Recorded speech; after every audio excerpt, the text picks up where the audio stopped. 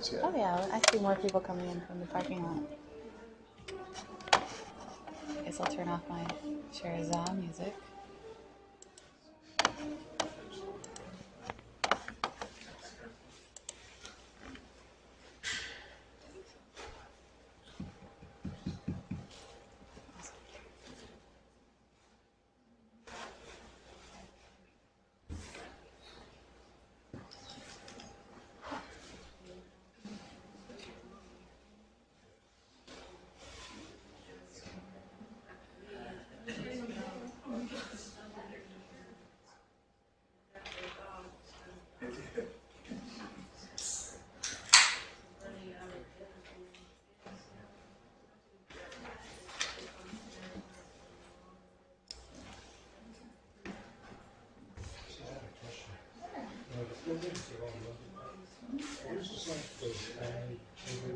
Okay.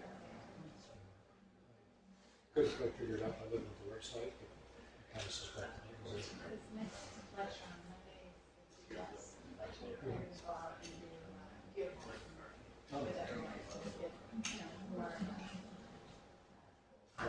Out in the field, yeah. Yeah. Okay, thank you.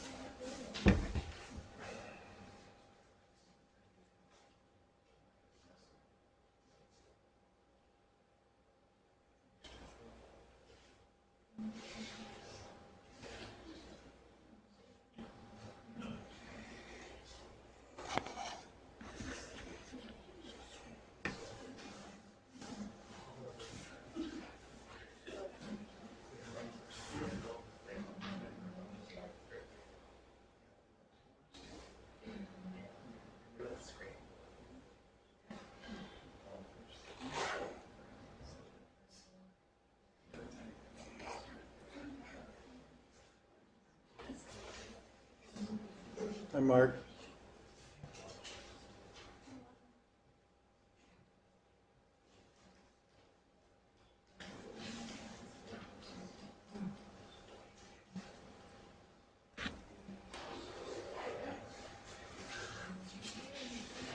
I saw your protege, Joe Wiggy, Robert, who's off of Tito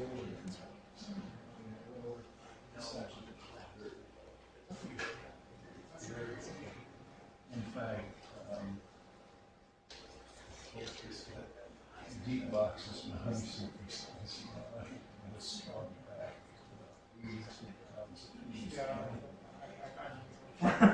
And one of them is that this one needs box on it right now. It's only 2 full boxes. The other one, so reverse the boxes on that.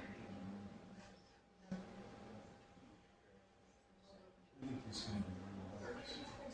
going to be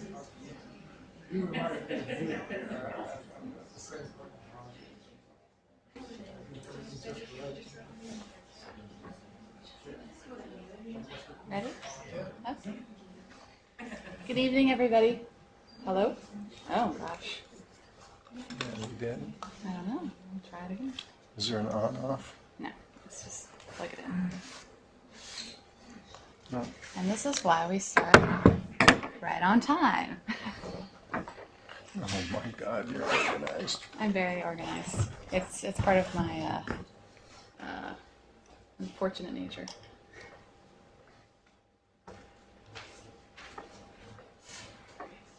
So you didn't bring a charge. I did bring a charge. That's weird. I can talk loud enough that. Test, Test, test. test, test. There we go. Hello.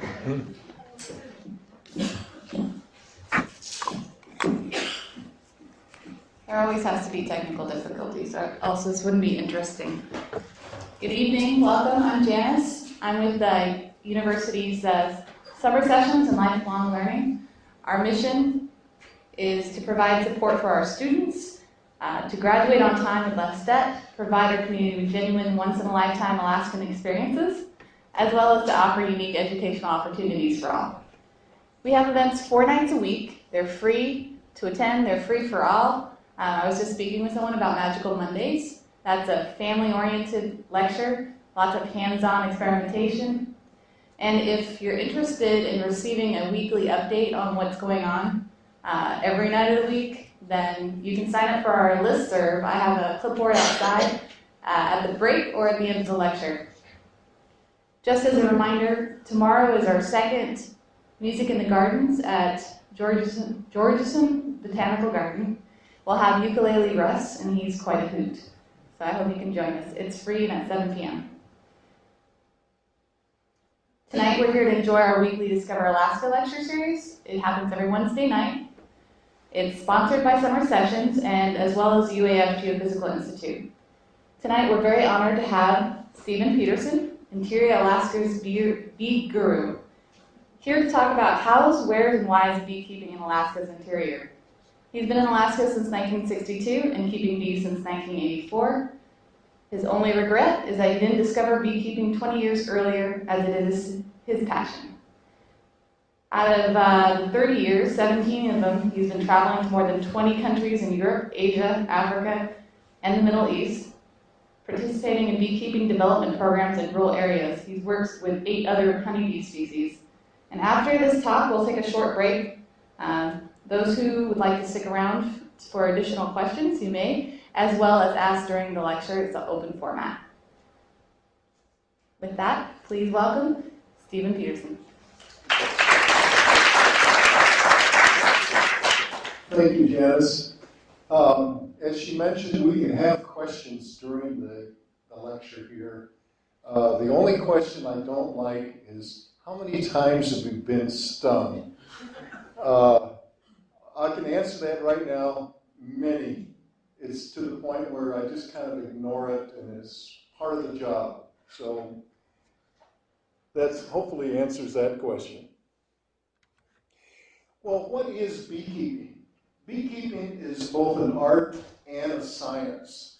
You have to have a background or some knowledge in biology and botany and stuff like this. But beekeeping generally can be described as the ability to manage a colony of honeybees to maximize the adult population to coincide with the beginning of the nectar flow.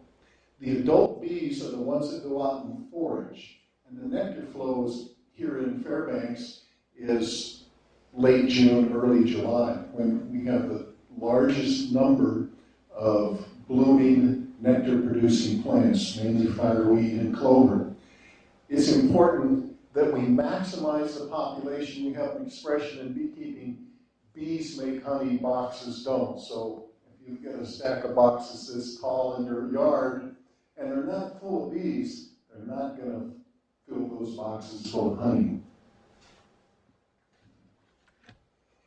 Well, honey, and I have a lot of people think that bees use pollen to make honey. That's not true. Honey comes from flowers, the nectar is secreted by flowers.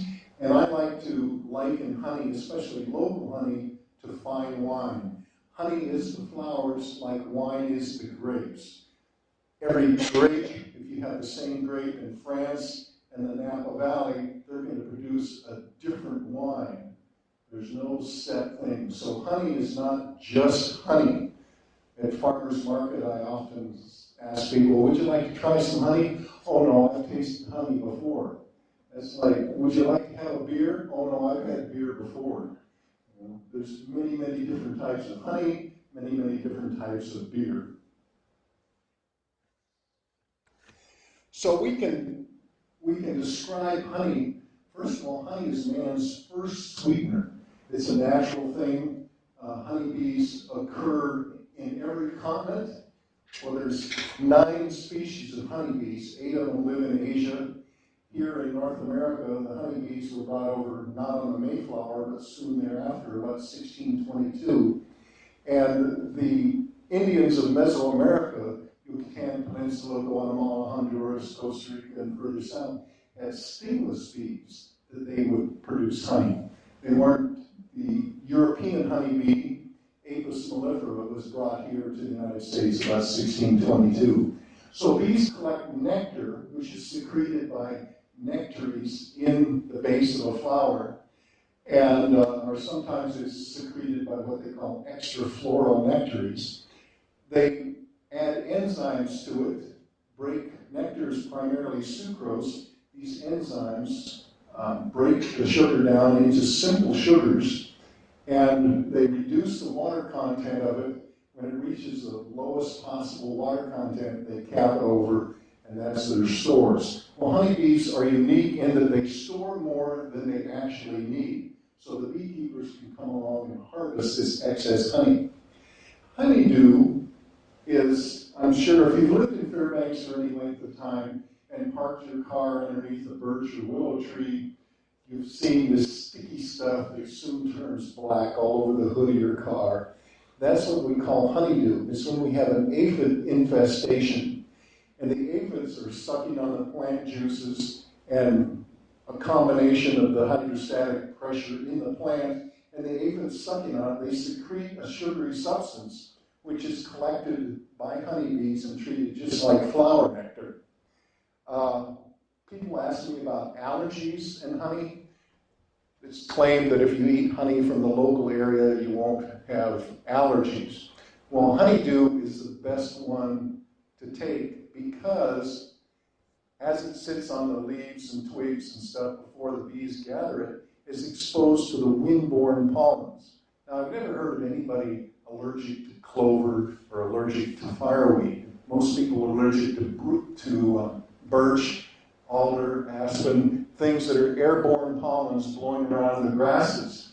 Well, honeybees don't go to these typically because being a wind-borne pollen, their nutritive value for honeybees is less than actual entomophilas or insect-loving pollens. So if you're going to eat honey to help against allergies, probably honeydew honey is the best. The only trouble with that is we don't always have it. Maybe 1 year in 5 is produced. On the bottom in the picture here, you can see the range of colors of honey that are produced here in the interior. We don't get the full spectrum every year. Some years on the far left is fireweed honey. It's very clear. We've sent samples down to Texas A&M University, and a scientist there says it's the purest fireweed honey he's ever seen. On the far right is a honeydew honey, and the 3 centers are the typical wildflower honeys that we get here in the interior. Well, there's other things that come from the hive. Honey has got 7 different colors recognized by the U.S. Department of Agriculture, but additionally, honeybees produce wax. They secrete wax in little scales from their abdomen, and they use this to build the comb. And when we harvest honey, we get the cappings, or we can take old wax from frames and wax that the bees have used for several years, and we can melt that down. And this can be used for candles, cosmetics, creams, polishes. And I actually have a fellow tell me that, oh, I use beeswax with muzzle-loading black powder rifles. They put it on the patch. It helps keep the barrel clean or something like that. Pollen. Pollen is often touted as the miracle food. For honeybees, it's a complete protein in most cases because there's a variety of stuff. Personally, I feel that lobster has a higher protein content than pollen and tastes a lot better and is cheaper than pollen to buy. But if somebody wants to buy pollen and sprinkle it on their smoothie or on their ice cream or mix it with their hippie yogurt, I'll be glad to sell it to them. The best use for pollen, in my opinion, is for the bees. There's another substance called propolis. It comes from the Greek pro, before, polis, like Indianapolis, the city. And the bees use this propolis to regulate airflow within the colony, and they also use it as an antiseptic. If you can imagine a mouse crawling into the beehive, and it starts causing havoc. The bees can sting him to death, but what does a 35-gram bee do with a 6-ounce mouse? It's not like they can pick it up and carry it out. So they will encase or mummify the mouse in a layer of propolis. This keeps it from rotting and stinking up the hive, and you just have a ball of propolis with a little tail sticking out of it. But it's the sticky exudations. If you grab hold of poplar buds in the spring, and they're kind of sticky and they smell wonderful, that's one of the things that bees collect for propolis. My customers that buy the propolis are usually Eastern Europeans or Russians. There's many, many folk remedies in Eastern Europe and Russia using propolis. In fact, if you go to the health food store, you can find Tom's of Maine natural toothpaste with propolis in it. It's very good for gum diseases, sore throat, and upper respiratory problems. Well, there's other substances, bee venom, royal jelly, a few things like this that come from the beehive, but by far and away, the most important aspect of bees are their pollinating efforts. They estimate that about 1/3 of the food we eat comes from the pollinization efforts of honeybees. Well, it's obvious in things like apples and oranges, but if you go, God forbid, to McDonald's and buy a hamburger there, chances are that poor cow you're eating has been fed on alfalfa, which was pollinated by honeybees to get the seed to grow. So even McDonald's Big Macs are somewhat dependent on honeybees. Well, it doesn't matter whether you keep bees in Alaska, Georgia, Cambodia, or South Africa. There are 3 questions worldwide that every beekeeper must be able to answer. Number 1 is, what are the major honey plants in your area and when do they bloom? Number 2 is, how do we manage in the colony of bees and build the population so that we have a maximum adult foraging population at the beginning of the honey flow? If you look at the graph here, I even have my little laser thing someplace. We see that our nectar flow right here, and this in Fairbanks is late June, early July. We want to have an adult bee population that's maximum during this time, and then in the wintertime it drops off. So here we're identifying the flowers. Here we're managing the colonies. Here we're producing excess honey, and here we're going into winter. And that's the third thing, is what do I do with the bees in the wintertime? Now, here in Alaska, it's cold. In Southeast Asia, it's the rainy season. And in the Mideast, it's the hot, dry season. So it doesn't have to necessarily be 40 degrees below zero. It can be just raining all the time. Well, identifying the major honey plants and when they bloom are one of the most important aspects. And I always encourage beekeepers, when I go to work in a country where there's a development project going on, one of the first things I do is have a meeting and ask local people, which flowers do you see the bees going to and when do they bloom? So we build ourselves a beekeeping calendar. And this beekeeping calendar takes into respect not only what flowers are blooming, but what the weather's doing, what the people are doing. If it's rice harvest time, and you're saying, oh, you should be doing this with your bees, they say, sorry, Charlie, we've got more important things to do. We're out harvesting rice, or we're planting rice.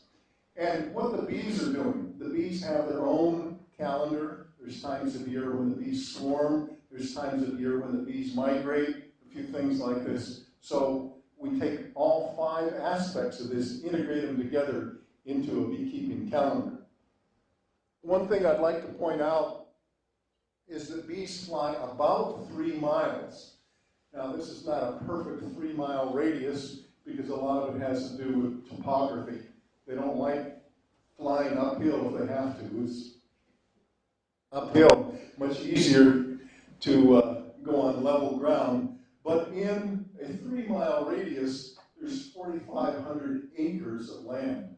People frequently say, well, I have a big garden. Will that help my bees? And I go, well, your garden is like a postage stamp on the corner of a football field compared to 4,500 acres. So a good beekeeper should know a little bit about botany. There's plenty of reference books, and I know I've taken an Alaska wildflower class here through the university, which is excellent. There's half dozen books on Alaska wildflowers here in the interior. It usually, seldom have I seen a book that references Alaska wildflowers and honeybee visitations, but there are other books available which will give you the honey potential of some things and whether the particular flowers are attractive to bees. Chokecherries are a very obvious bloom here in Fairbanks. They're just now finishing up. And people say, oh, I've got lots of chokecherries. But a number of years ago, I spent a couple of hours down by Mary Sy in the library getting a sore neck looking up. I didn't see one honeybee on the chokecherries. Now, that depends a lot on the variety. There's chokecherries and there's honeybee-friendly chokecherries. I don't know what the difference is. But here we've got buckwheat, dandelion, Siberian alfalfa, which is right out here adjacent to the farm. This is some sort of squash or pumpkin, zucchini type blossom, and then an early blooming past flower here. So getting to know, this is one thing that beekeeping does, is makes you a very keen observer of when things are blooming. I just, this spring, for the last 25 years, I've been saying, oh, I should go around and take little snippets of early blooming willows. Well, finally, this year, I managed to get my secateurs in the cab of my truck and driving along, and I'd see willows blooming in early April. I'd pull over and go and snip a few lengths off, stuck them in a vase of water, and lo and behold, they grew roots. I transplanted them, and I just made a planter and filled with topsoil. So everybody thinks I'm crazy for planting willows, but they're early blooming willows. Well, if we're going to manage a honeybee colony to obtain a maximum adult foraging population, naturally we have to have something to keep them in. This is called a beehive. The whole stack is called a hive or a colony. A colony usually implies that it has bees in it. A hive is just what we call the woodenware. I always recommend that people have some sort of protection, especially in your face. You don't want to show up at work with both eyes swollen shut or something. It's not a good advertisement for beekeeping as a hobby. And then there's a few tools. There's some smokers here. In fact, I think somebody gave me a call this evening, and I brought your smoker here, so, okay. Well, there are alternative hives. The Langstroth hive, which is the previous slide with the stack of boxes, is just one type. There's also what they call a top bar hive. Here's one underneath my deck. The advantage to this is they're easy to build. They don't require, the only exact measurement is the width of the top bars themselves. But they do have disadvantages. It's not always easy to manage these things. It takes some individual and a little more sophisticated management skills. But it doesn't require a lot of the extra stuff that comes with beekeeping. In fact, I've actually used a 55-gallon drum cut in half lengthwise as a top bar hive and managed to get honey from that. There's also what they call a moire hive, which was developed, I think, in the late 1890s by a French abbey named Moire. And they seem to be popular on the internet, but I've had a number of students that have had both the moire or a top bar and a Langstroth, and this year they've gone to Langstroth. They're very easy to manage. A little bit more expensive initially, but properly taken care of, they can last for decades. Top bar hives are easy to make, but they require a few modifications, especially in your management. Here I've stapled the pollen patty, which is a pollen substitute that we feed the bees early in the spring before the willows are blooming. I've stapled that to the top bar, but you can see they'll build a natural catenary curve type comb. And they're not using the foundation provided by beekeepers to initiate comb building. They're building a, quote, more natural size comb. Well, with any type of management, just like you have to go check on your chickens every once in a while, you have to check on your bees every once in a while. So periodic monitoring, and usually once a week is sufficient, monitoring of the queen's activity and learning to discern whether the queen is performing as she should. The queens are mated down in California. They're sent up having been mated with anywhere from 7 to 20 drones or male bees down in California, and they have sufficient sperm stored in their body to last them all summer long. Well, sometimes they just don't get with the program in California. They're poorly mated, or maybe not even mated at all, and they're lost. If that's the case, you want to get a new queen in there as soon as possible. We also want to make sure that there's room for the expanding population. Now, we start out with a package of bees like this. They come in either 3 or 4 pound packages. We dump them into a box. We feed them a substitute early on, usually just 1 or 2 gallons per colony. Both the sugar water here simulates natural nectar flow from willows. When the willows start blowing, you can usually quit feeding. I only feed my bees like a gallon or a gallon and a half at most. Beginners, the first year you need your wax drawn out and stuff, you might feed 4 or 5 gallons. This is the pollen patty that's been partially consumed here. We wrap the bees up in insulation to help them conserve heat. This spring was a real nice spring. Last spring, I don't know if there was a spring. It was cold all spring long. And we make periodic checks to make sure that the queen is doing what she should and the population is increasing as we know it. Well, the third question of the 3 questions that have to be answered is, what do we do with the bees in the time of no nectar flow? I'm a little bit surprised and disappointed at the number of people that come by at farmers market and go, well, what type of honey do they make in the wintertime? And I go, well, the really, really clear stuff, they harvest on the snow. But there's 3 options for dealing with the dearth or lack of nectar flow. One is to kill your bees off in the fall. The other is to try and overwinter outside. And the other is to try and winter inside in a climate-controlled building. I have a climate-controlled building that will hold anywhere from 15 to 18 colonies. I keep it at 40 degrees Fahrenheit, 40 degrees C, plus or minus 2 degrees. But I'll have to be very honest and say my success rate in overwintering is not real good. My definition of an overwintered colony is one that the honey production from it either equals or exceeds the honey production from a package that you can have sent up on the airplane. So if they did poorly last year, it's not like they're going to have a winter meeting and say, well, Steve's a nice guy, we'll work harder next year. You know, if they did poorly last year, they get sucked up in the shop vac, and the strong girls that I think have a potential for making it through the winter are the ones that I intend to overwinter.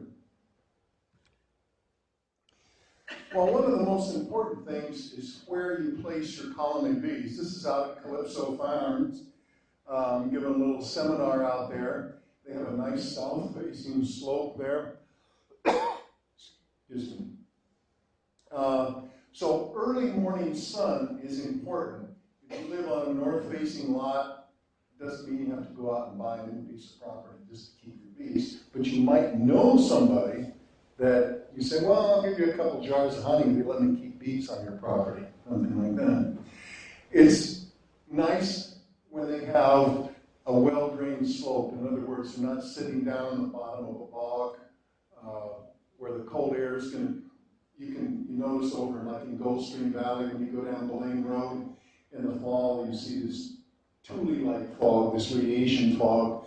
That's the cold air settling in the valley. And you don't want to have it facing an area where there's a lot of foot traffic. In other words, if you're downtown, you don't want to have it facing the sidewalk unless there's some sort of barrier that will cause the bees to fly up. Once they get up 6 or 8 feet, they're not going to drop back down. So people walking by will probably never even know that it's there.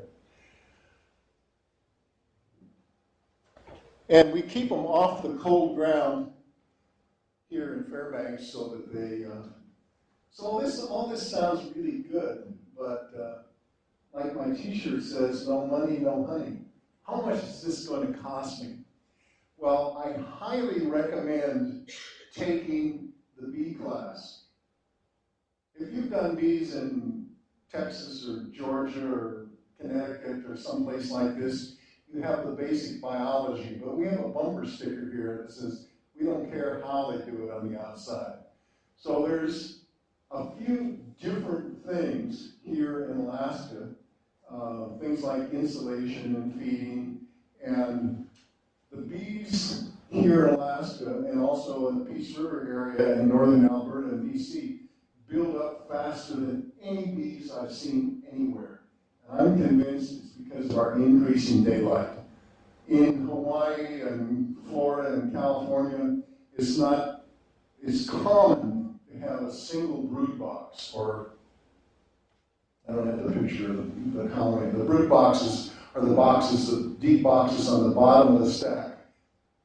Here in Alaska, you definitely need 2 and sometimes 3 brood boxes. Well, the whole stack of equipment ready to dump bees in with everything you need except the bees, a bee suit, and a smoker runs about $400, or you can save $60 or $70 if you put it together yourself. You can order it, but I just ordered a bunch of stuff April 14th, and it was May 27th before it showed up. It was a couple pallets of stuff coming here by truck, but I think they had mules dragging the truck up here. Miscellaneous things. Well, the package of bees comes in April or early May with a queen, runs anywhere from $150 to $160. Miscellaneous sugar in the early spring hive tool, smoker, that type of thing. So, you know, this is like the multi-level marketing thing. It's an investment. If you buy the woodenware and you take care of it, don't stack it outside where it's going to get hit by the snowplow or run over by a snow machine, something like that, it will last you decades. I've got two frames that someone branded the date on the top of it, 1949, so it's almost as old as I am. If your equipment is put together properly with good glue, finger joints, good nails, pipe clamps, the whole works, it will last you for decades. So your only expense on a yearly basis is the package of bees. Of course, it goes up every year, about $150. When I started, I think it was $32 for a 3-pound package. Now it's $150. A little sugar, medication, a few things like that, and the jars at the end of the year. So there are deals. You can go on Craigslist or listen to Tradio and get used equipment.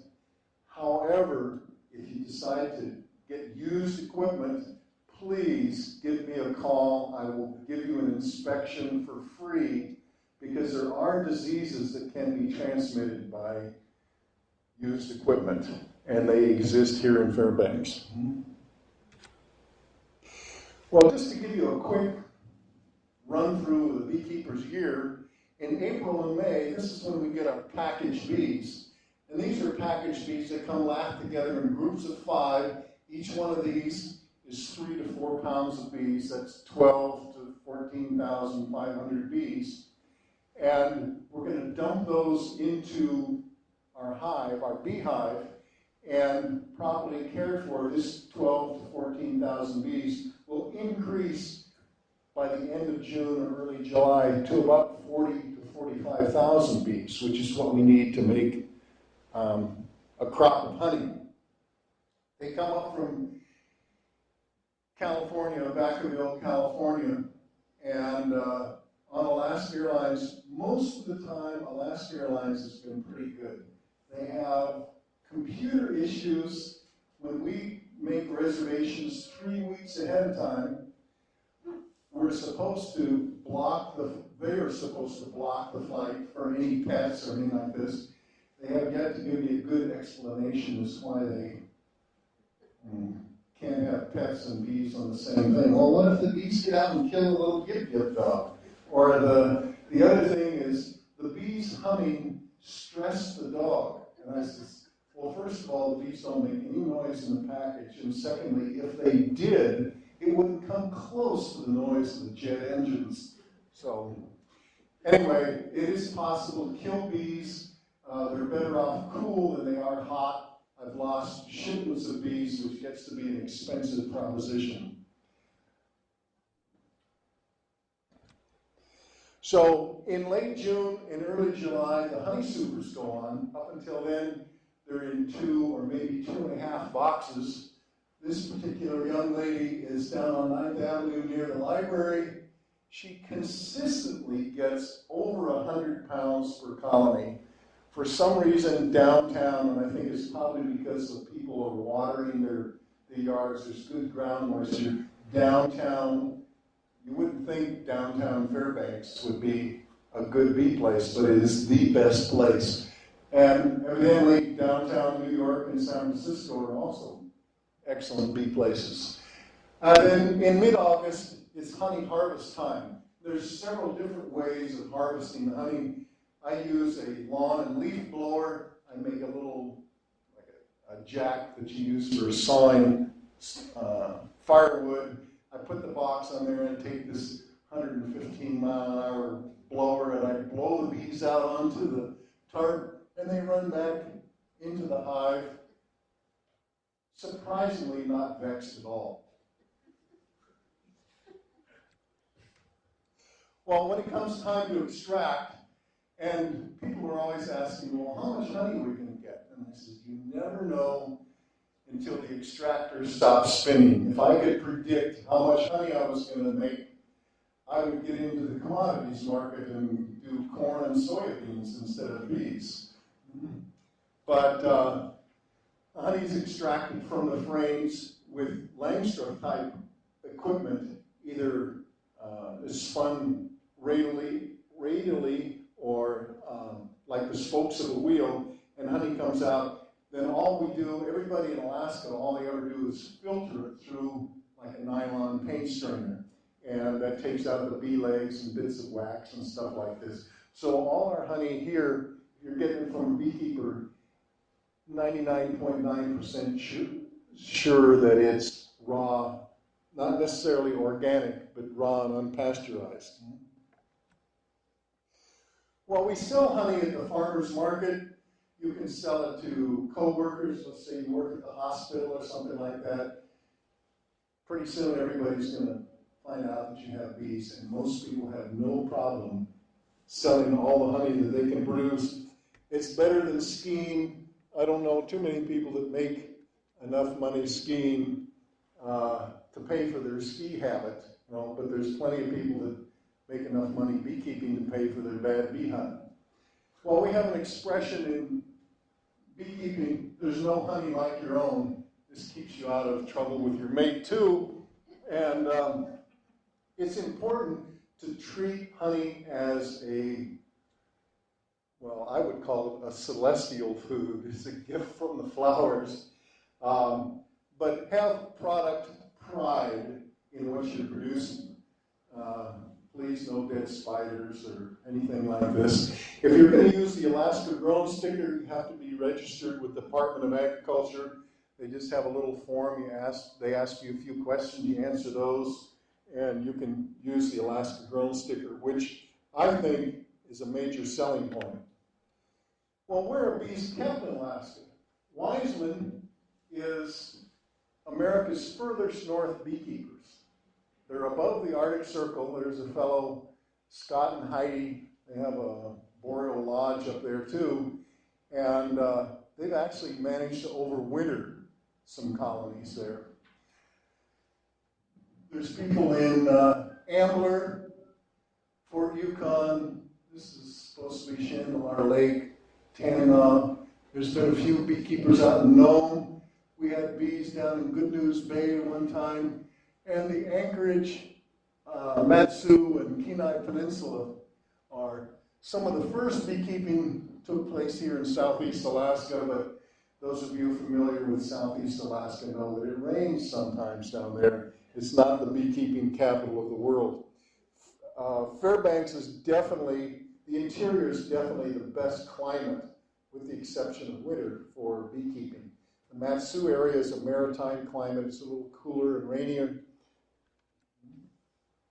Well, here in Alaska, Father Methodius at the Greco-Russian Orthodox Church down in Sitka was Alaska's first beekeeper in 1900. Well, he came from St. Petersburg, where he managed 150 colonies. He ordered bees from Seattle. They got up here on the steamer in May.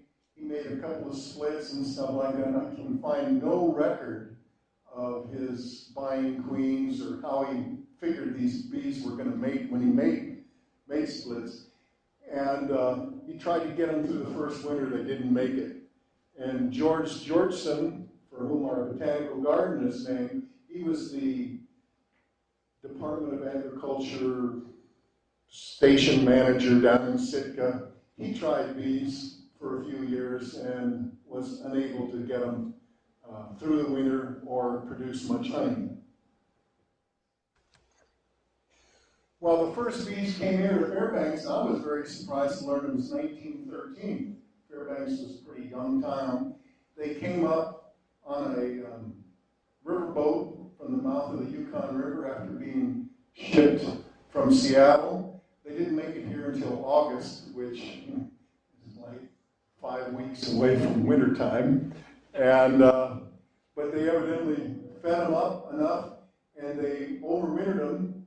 One of the colonies made it through the winter, and the following year produced some excess honey. It was sold at the Arctic Greenhouse for $20 a pound. Well, to give you an idea of what $20 a pound meant back then, was gold was $20 an ounce. I can't convince anybody to pay me an ounce of gold for a pound of honey nowadays. You could go to a restaurant and have a meal for $1 or $2. A dozen roses was $1. And Rika Walling, you may know the Rika's Roadhouse down in Delta Junction, historical monument down there. She had bees in her cellar. And I think it was about 1993, I spoke with a woman named Alaska Link here in town. And she says, oh, when she was a little girl in the 20s and 30s, she would go down and she remembered the bees flying up from Rika's root cellar. They would come up through the cracks in the floorboards, evidently somehow knowing spring is just outside, raring to go. In the 1930s, the Matsu area, the Depression area, pioneers were brought here, and they were mainly farmers from Michigan and Minnesota and Wisconsin, the upper Midwest. There was evidently a few beekeepers in there. The experimental station in Palmer kept bees on platform scales there to judge the nectar flows. They also tried to overwinter, but they weren't very successful. Okay, a couple frequently asked questions. Will I get stung? As I mentioned before, it comes with the territory. The sad thing about being stung is when a bee stings you, she dies. And frequently I have people say, oh yeah, your bees were showing up at my barbecue. Those are not bees, those are yellow jackets. And I hate to tell people to get stung to tell the difference, but a honeybee will leave a stinger behind, as you see in the photo here, and her guts, when she tries to take off, her guts get dragged off and she dies. A yellow jacket has a smooth stinger. If you get one inside your shirt, they can sting you several times before you squish them. So that's the difference. Honeybees do not go to barbecues. They're not interested in meat. They're not interested in roadkill. They're not interested in smoked salmon, anything like that.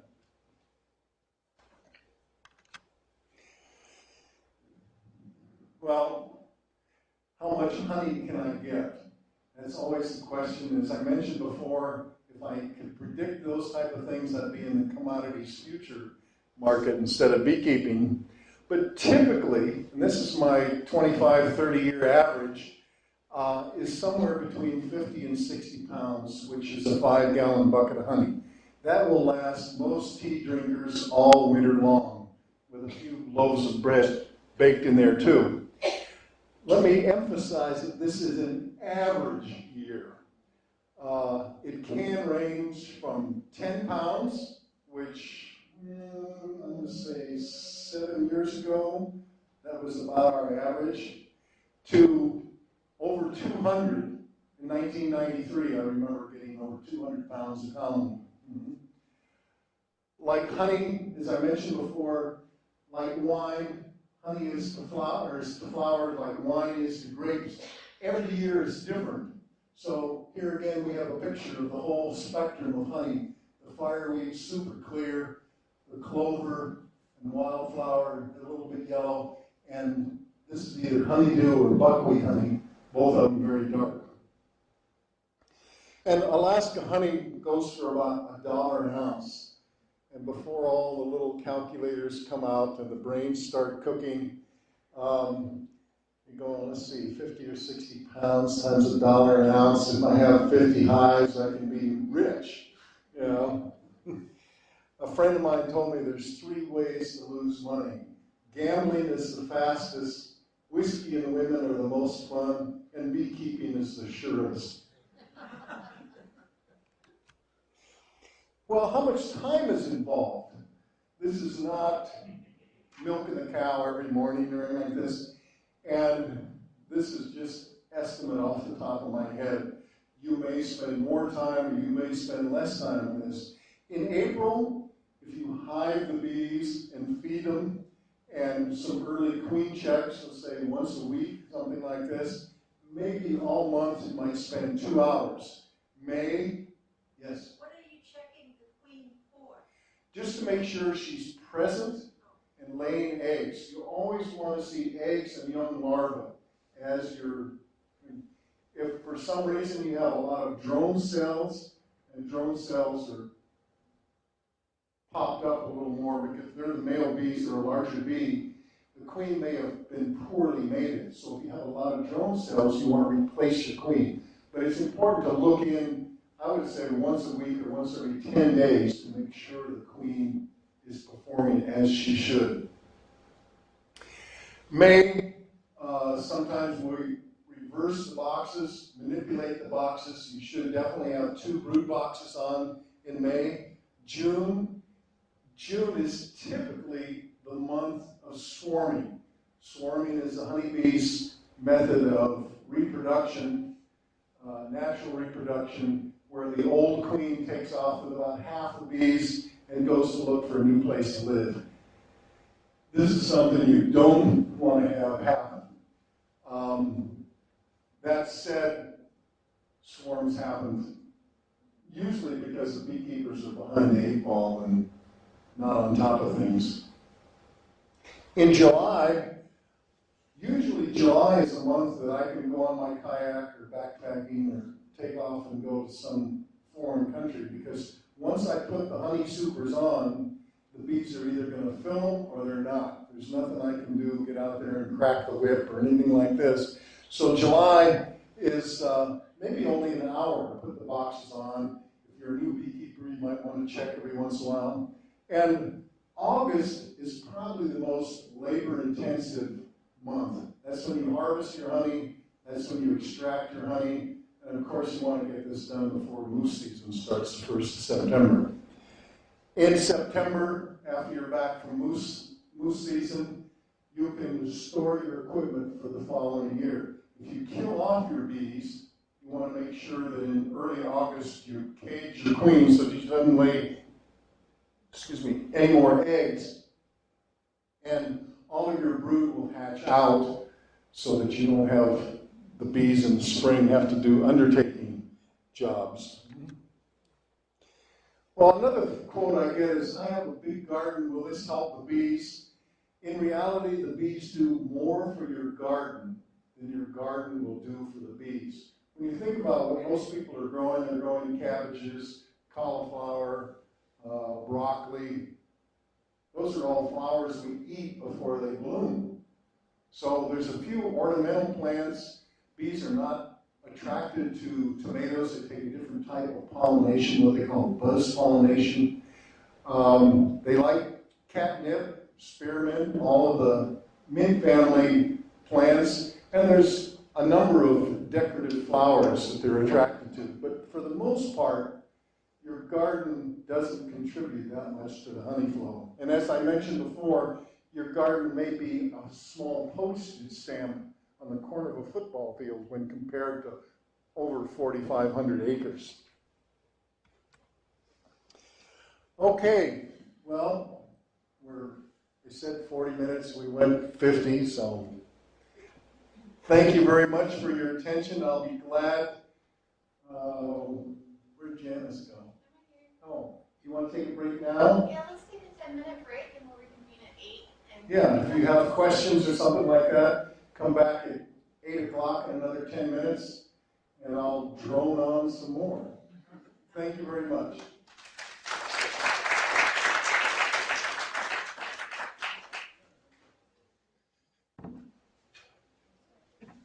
That's my email at the bottom if somebody wants to email me with questions or whatever.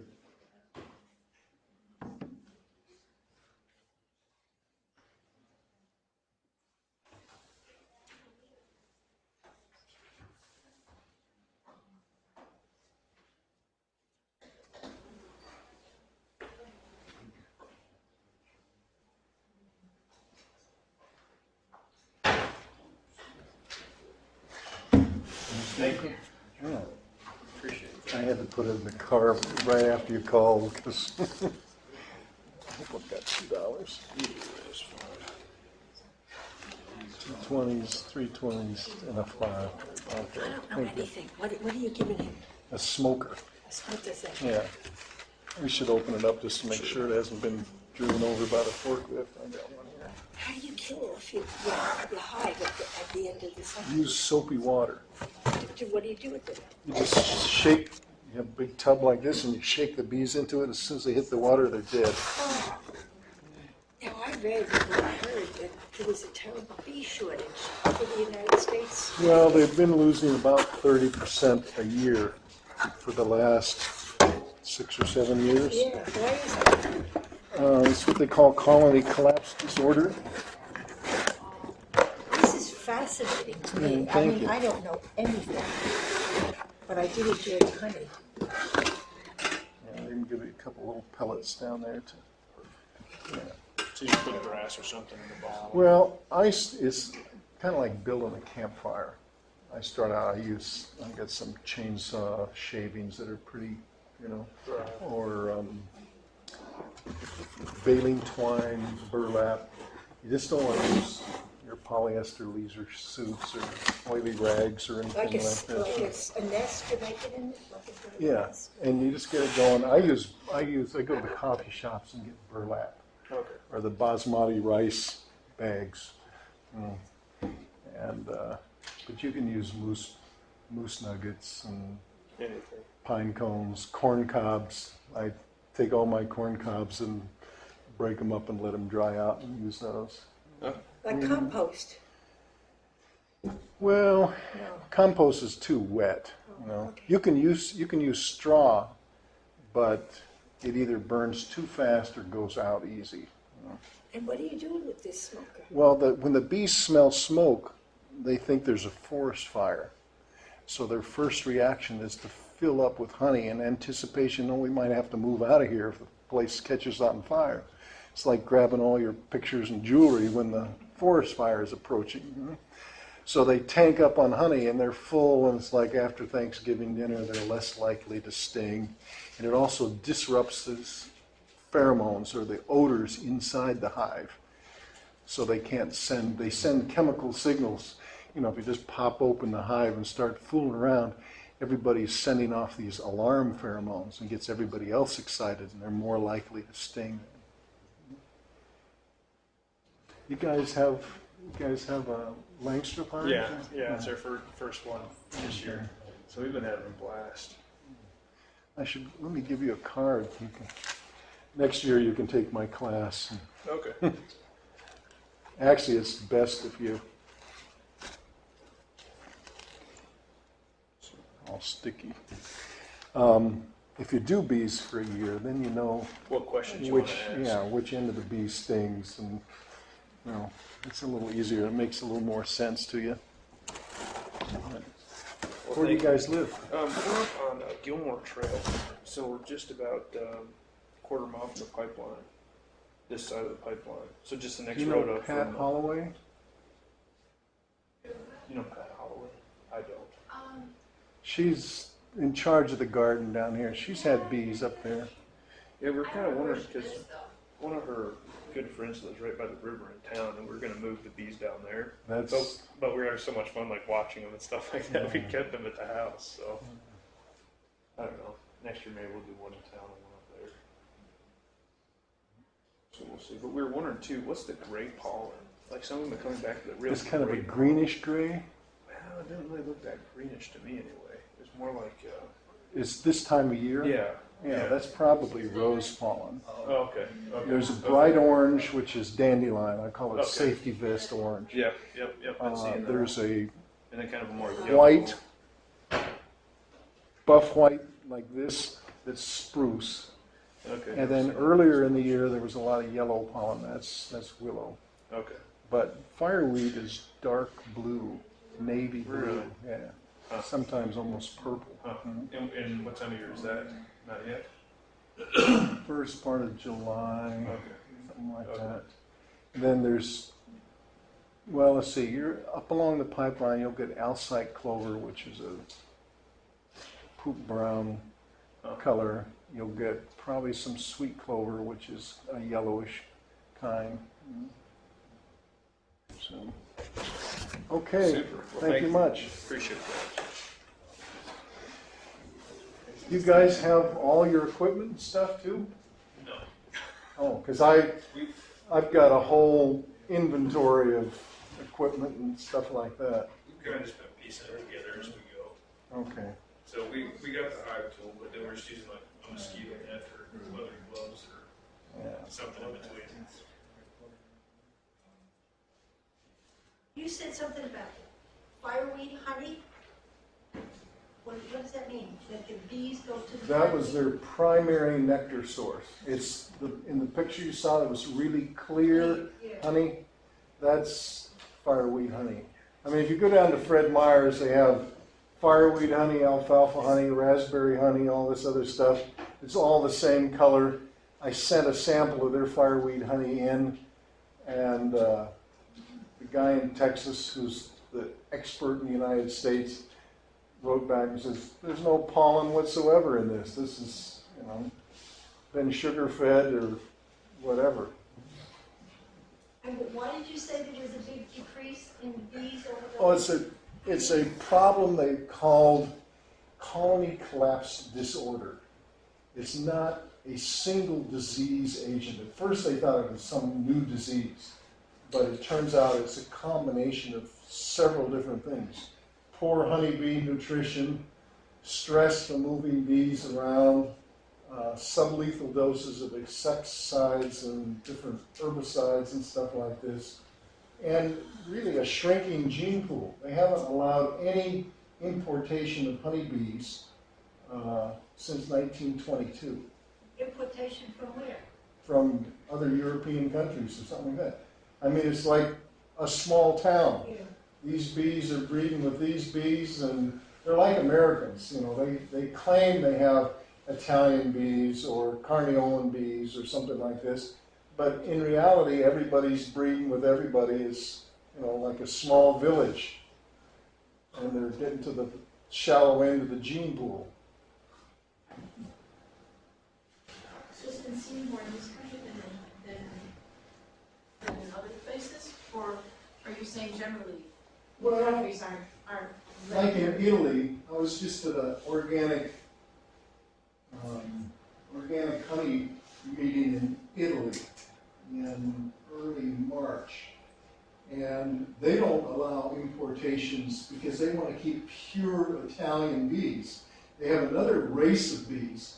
I think there's 34 different races of honeybees, and you talk about, it's kind of like the dog shows where, now their ear is hanging down too far or something like that. It's the same thing with the honeybees. They do all these little measurements, the angle of the veins and the wings and all this other stuff to differentiate the different species or the different races. They're all the same species. Like the Africanized bee, we hear all the stories about coming up from, it started in Brazil and it took about 40 years to make it to Texas. And there's trillions and trillions of colonies. They can interbreed with European honeybees. They're the same species. But it's the difference between golden retrievers and pit bulls. So that's what the Italians are trying to do. Yeah, Mark. What's the challenge? You've been doing it in the Middle East, right? So what's the challenge of raising bees in the desert? What do they do to solve? Well, for example, Egypt sends 500,000 colonies, packaged bees and nukes, to Saudi Arabia every year, and they lose 80% of the bees due to heat. They have an indigenous bee in Saudi Arabia, Apis mellifera humetica. It's all through Saudi Arabia, sub-Saharan Africa, over in Ethiopia and stuff like this. But they're not as good a honey producer as the bees that are coming from Egypt.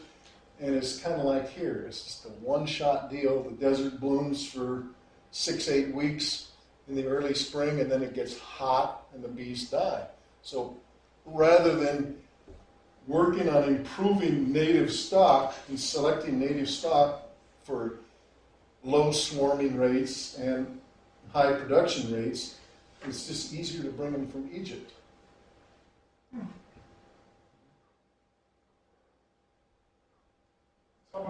say someplace like Cambodia? Well, they have a different. I'm very much against bringing European bees into Cambodia. They have 4 native species, and local people always know better than the guys that just got off the boat. We have something to learn from the local bees.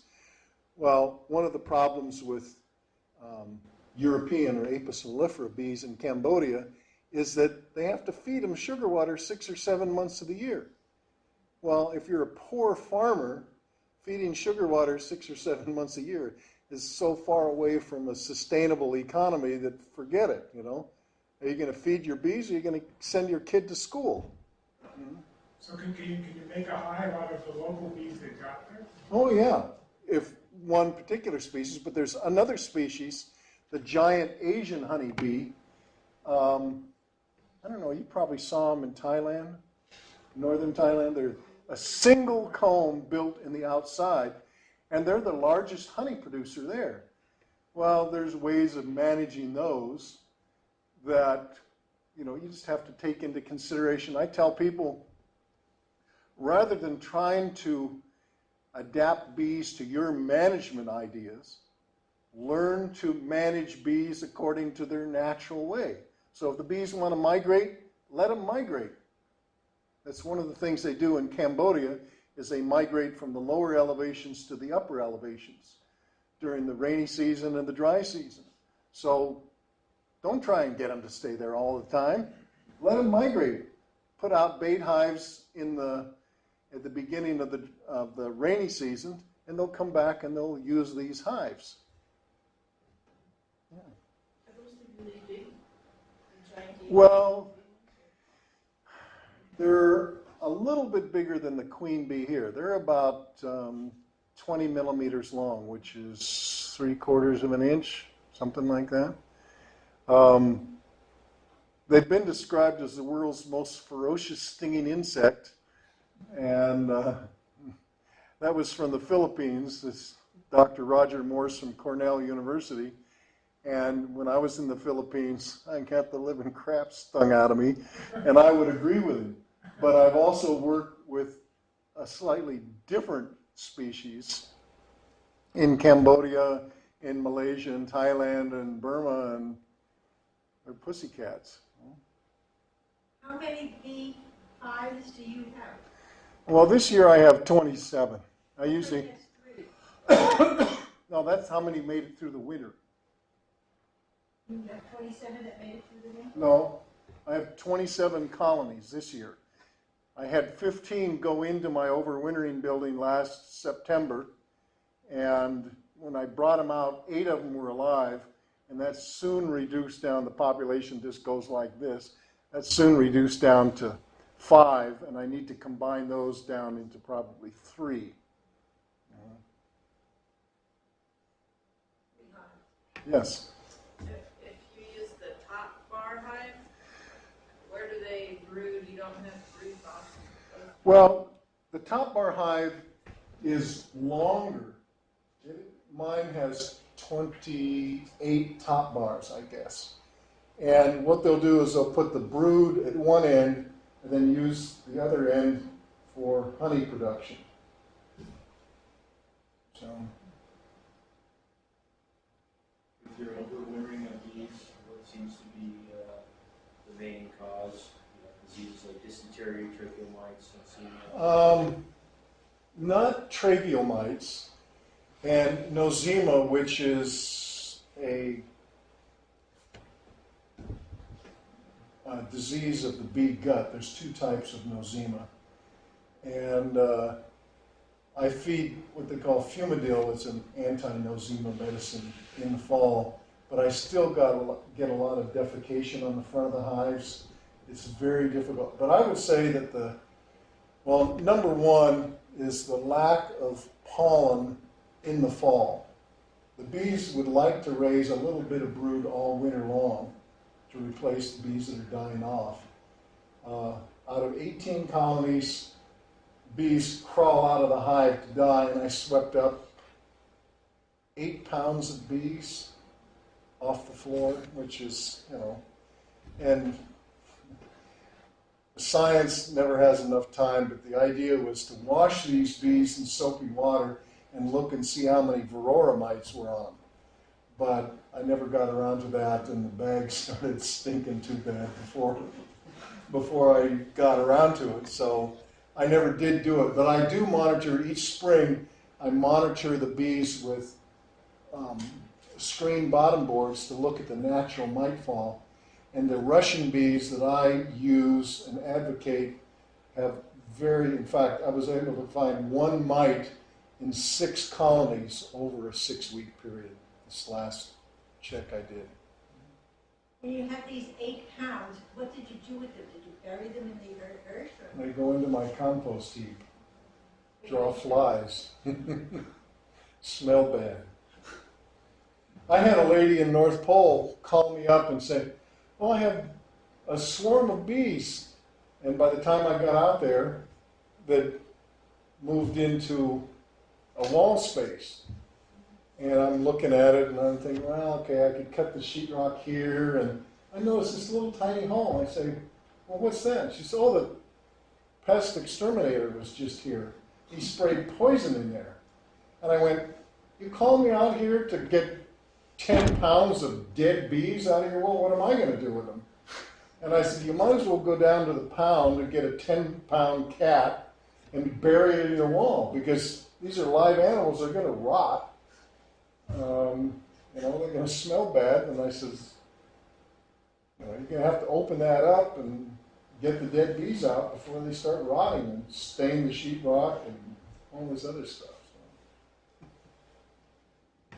So. Any other questions? Yeah. The question, I actually have 2 questions. In one of your early slides, you had cut comb honey, and I'd like to know what that is, and also different variety, types of honey, clover and fireweed. The bees around my place seem to go on everything, so how is that type of honey classified? Okay, well, to answer the last question first, that's why I call my honey wildflower honey, because the bees, and they say, "Well, is this fireweed honey?" I go, "Well, it's everything from middle of April until the end of August. Willows, dandelion, rose, vetch, clovers, fireweed, whatever the bees are foraging on. Every once in a while, like it was 2009, we had a really wonderful summer. There was a lot of fireweed.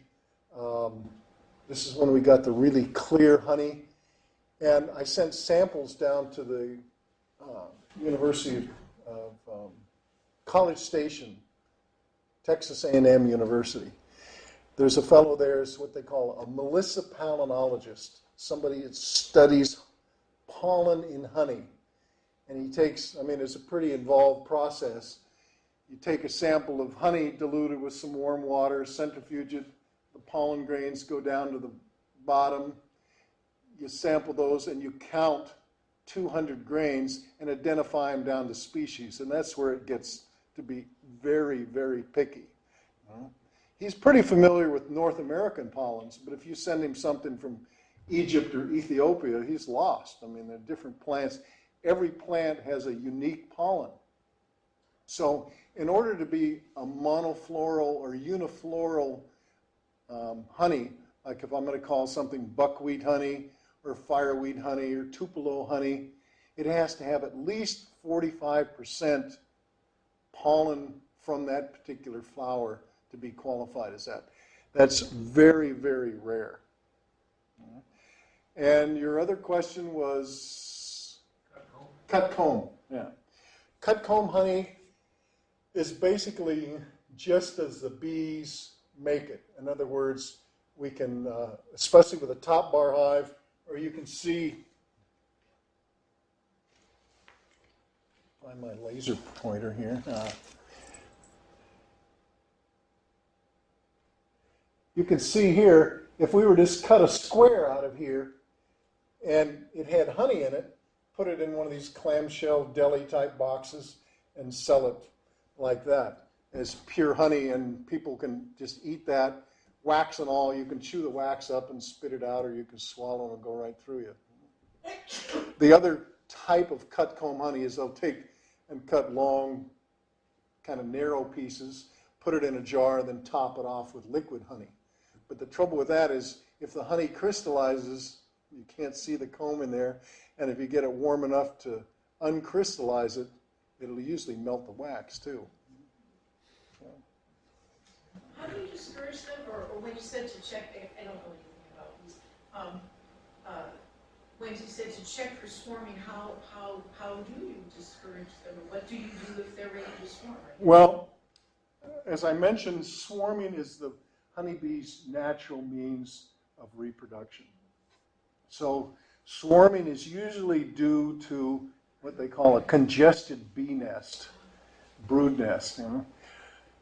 That's why we always have 2 brood boxes. But this time of year, right now, when the roses are blooming, there's so much pollen coming in, and the bees are bringing it in, and they're packing it in cells. The queen's wandering around, and if the beekeeper has fed too much sugar syrup, and all this rose pollen is coming in, there's no cells for her to lay in. You might have 3 boxes, but if they're full of pollen and sugar water, there's no place for her to lay. And the bees think, well, it's getting crowded in here. Let's get out of here. Split, take half the colony.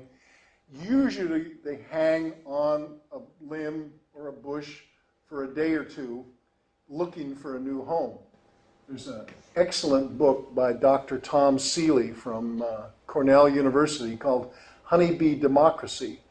And it in very much layman terms explains how honeybees swarm, how they select a nest site. They actually send out scouts that go and measure a cavity. If you have a knot hole in your siding and your insulation slumped down, a bee will go in there and it'll walk around, measure it. It'll go back to the cluster and it'll do a little dance. And if she can convince 2 other scouts to go check it out, and these scouts will go back and forth, and then when the majority of the scouts agree, hey, I like this hole in the wall where the insulation slumped down, the whole swarm will take off and fly there. The whole swarm, not him. No, the whole swarm. The swarm is headed by the old queen. She leaves behind about half of the colony and a new queen ready to hatch out. I've seen the photographs, they're amazing. Oh, yeah. End up someplace. That's probably one of the most exciting things of doing beekeeping. I've gotten lots of swarms and they're fun. Yes? Why do you have a preference on Russians? Well, apologies to anybody of Italian lineage, but the Italians want to mangia, mangia, mangia, bambino, bambino. Eat, eat, eat, make babies. The Russians are a lot more conservative. If we have a rainy summer, they'll forage when they can. They'll still store up honey. The Italians just raise babies and eat, and they're not going to produce as much honey in a cool, wet summer as the Russians will. The Russians are also a little more prone to foraging at cooler temperatures than the Italians. And, you know, it's anthropomorphizing, but you can imagine that Russians do better in Alaska than Italians do, with apologies. Are there clubs or groups that meet in the interior or not? Well, we have, I kind of tease people, if you take my class, you're automatically a member of the Interior Alaska Beekeepers Association.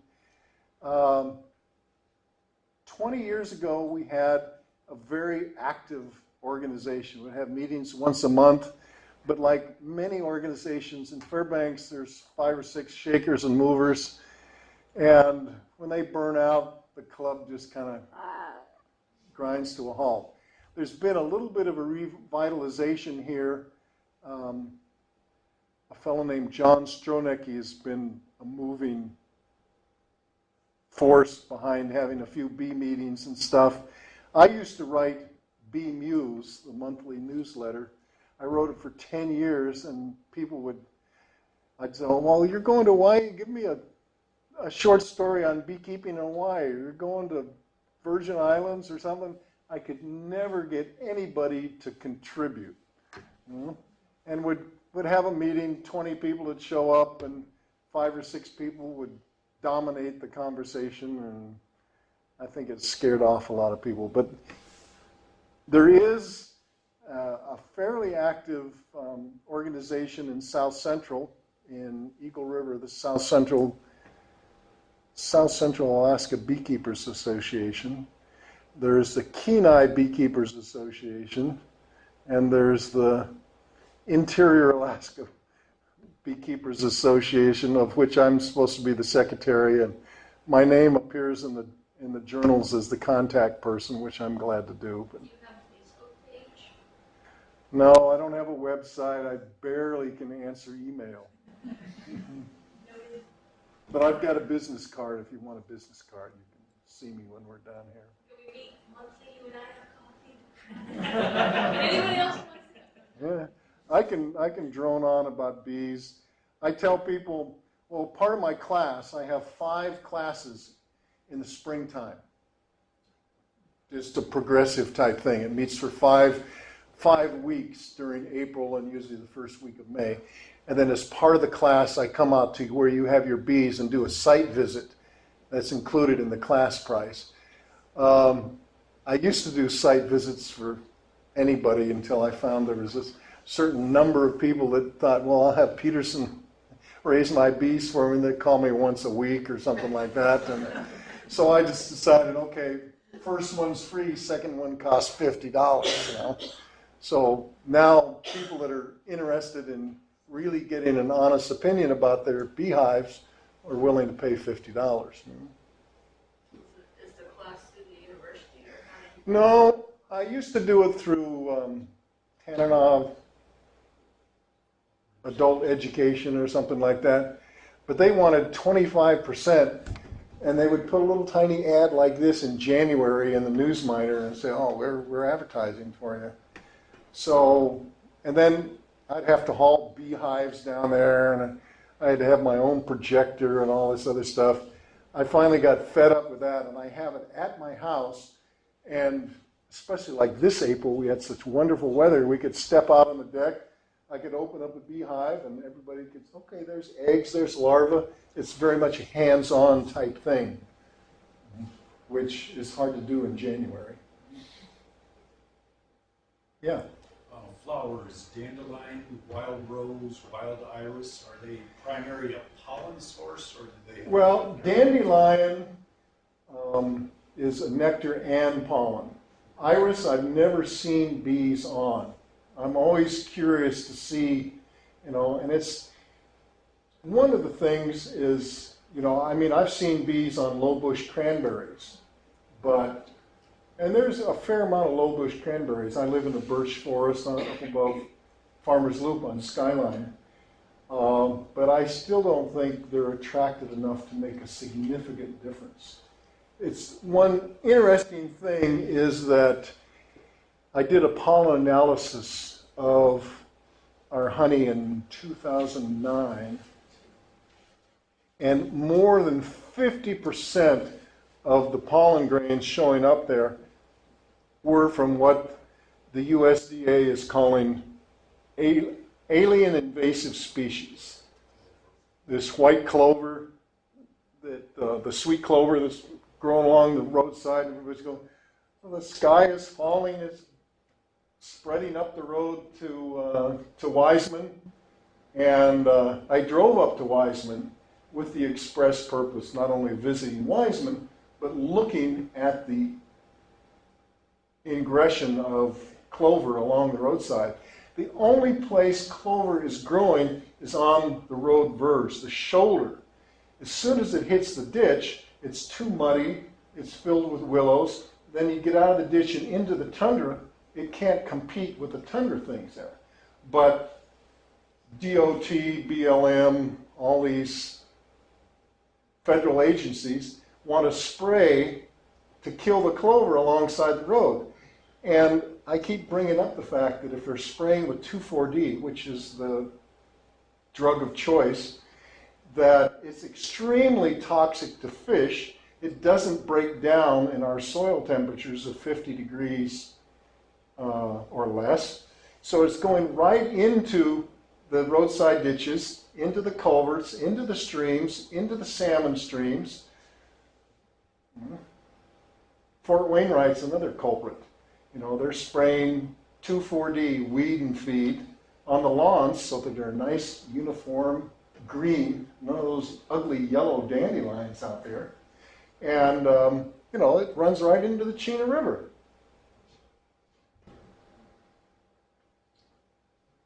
What about vetch? Where does that fall? It's the plant that everybody loves to hate. I like it. I think it's pretty. I think it's a good honey plant, and I hate to see them. I just hate to see them spraying anything to get rid of it. But I also realize that getting high school kids out there with big size mowing the stuff down is not going to happen either. You know? I don't advocate planting or bringing in alien species, but I do advocate learning to live with what we have. Caragana, the Siberian pea that's so popular for hedges and stuff here in Fairbanks, that's on the hit list. Yeah. I've had a question for a long time I've never been able to figure out, and that is why, at least in the United States beekeeping industry, is the term honey flow used? Well, because to my knowledge, there is no such thing. Yeah, properly it should be called the nectar flow.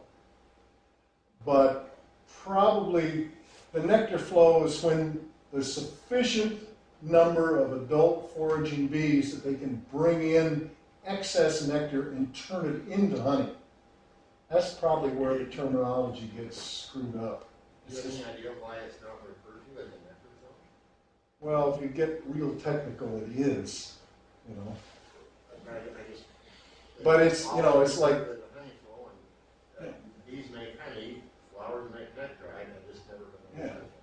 Well, I mean, it does take a bee to make honey. In fact, the Cooperative Extension publishes a recipe for fireweed honey, where you take K-Rose syrup and boil fireweed blossoms in it. And there was a lady at Farmer's Market 10, 15 years ago selling fireweed honey. I said, where do you have your bees? She goes, oh, I don't have bees. And I said, well, where do you get fireweed honey? I make it. And I said, I'm sorry, ma'am. Bees make honey. People cannot. What was it? It was just K-Rose syrup with fireweed blossoms boiled in it.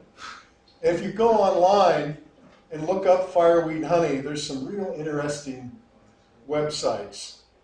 In Seldovia, there's one that claims we've trained our bees to go only to fireweed blossoms to bring. I want to take that class. You know? And in Sitka, they boil fireweed blossoms in honey, which they might be getting from China, I have no idea, and sell it as fireweed blossom. But there are no laws, truth in labeling laws in Alaska. I mean, I think Vermont was the first state to require GMO labeling on plants. I'd like to see it happen, not on plants, but on foods. I'd like to see it happen here in Alaska. Not that I'm in favor or against GMO products, I just believe in the consumer's choice to get it. If they don't want to eat GMO, let them read on the label, this is GMO, they can not buy it. One follow-up question for me. Have you ever had the opportunity to sample honey from Wiseman or Ambler, or what sort of... I've tasted honey from Wiseman.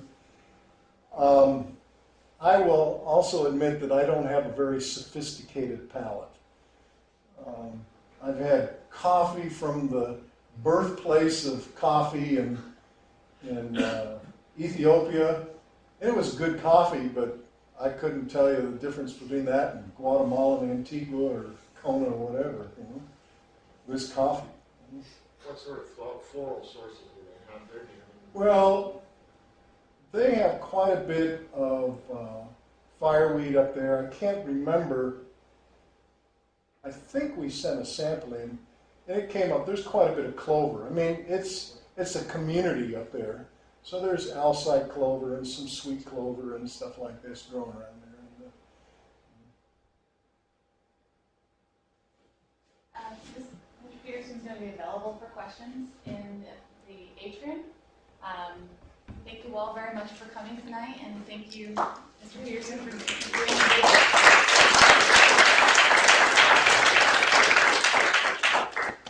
Just quick announcements. Feel free to leave and ignore me. It's okay. Again, ukulele rests in the gardens tomorrow at 7. Monday, Magical Mondays, and we have Hidden Animals of Alaska Seas. Feel free to bring all your family to that. It's going to be a great lecture. Thank you very much for coming.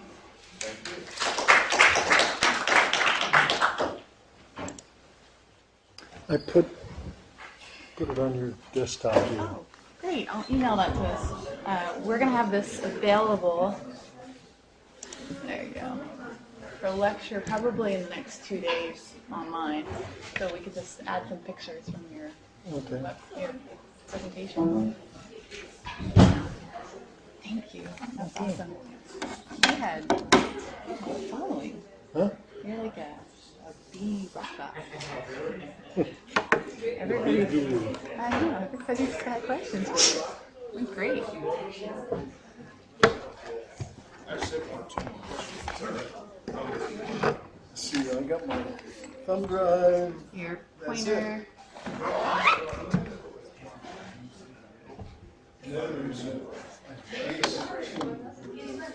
Put it in the middle. Let's say you've got 5, 6, 7, 8. Put it in 4. And when it's drawn out, what you'll find is they draw out on one